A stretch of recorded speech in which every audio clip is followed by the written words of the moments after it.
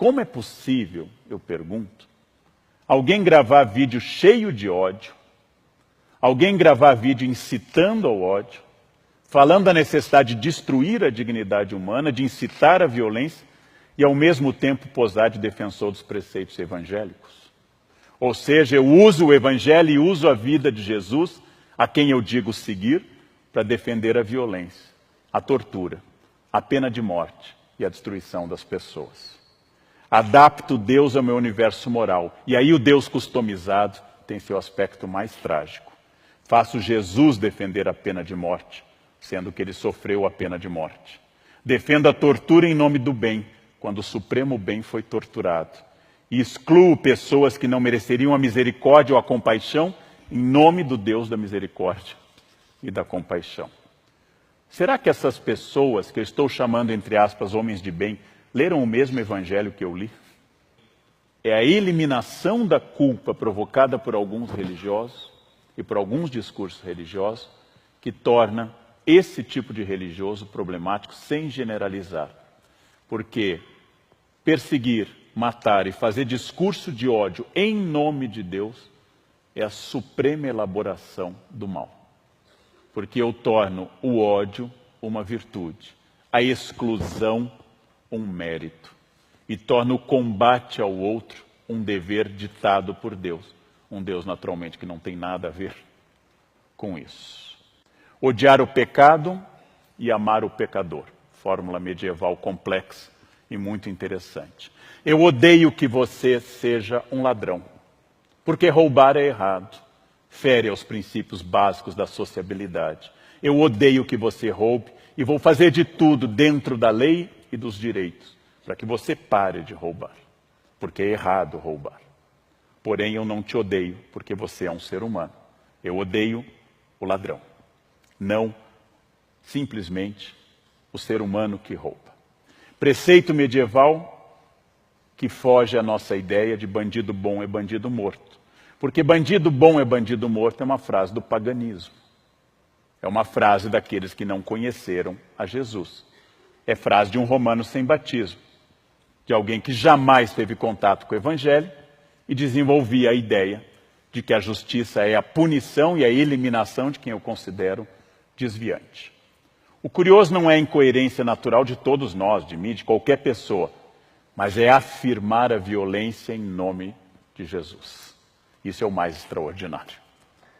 Sabe que o ódio e a violência são condenados de forma explícita e direta no Sermão da Montanha, núcleo duro do cristianismo.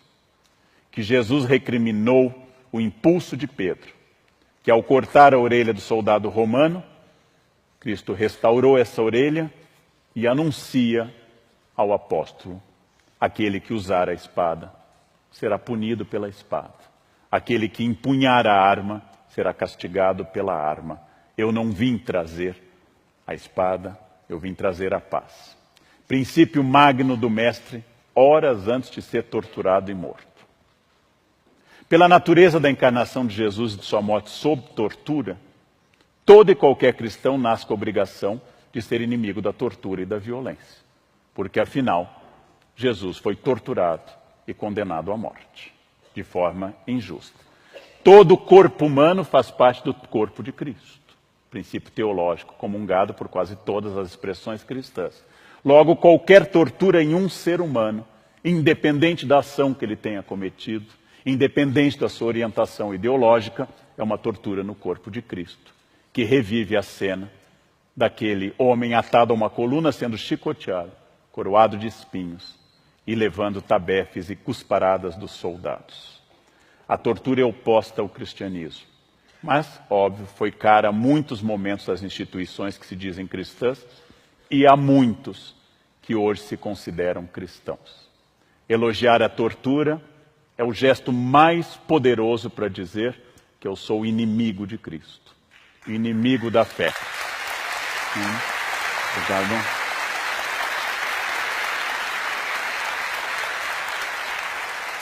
Não que a Bíblia, especialmente o Novo Testamento, proíba qualquer tipo de punição, mas proíbe a destruição do humano. Mesmo que eu tenha que reter alguém para que não seja um perigo social, isso deve ser feito com respeito. Mesmo que a pessoa tenha errado como adúltera, eu não tenho que dizer, atirem à vontade a pedra, porque ela não é uma pessoa de bem. Jesus diz, quem não tiver pecado, atire a primeira pedra.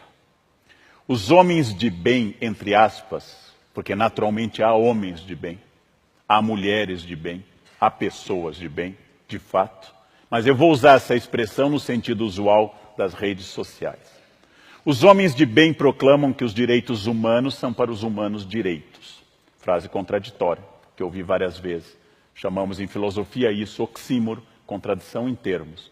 Ou seja, se são direitos humanos, pertencem a todos os humanos.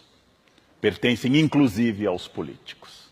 É tão radical essa frase, que nós devemos dizer que todo senador tem direitos humanos.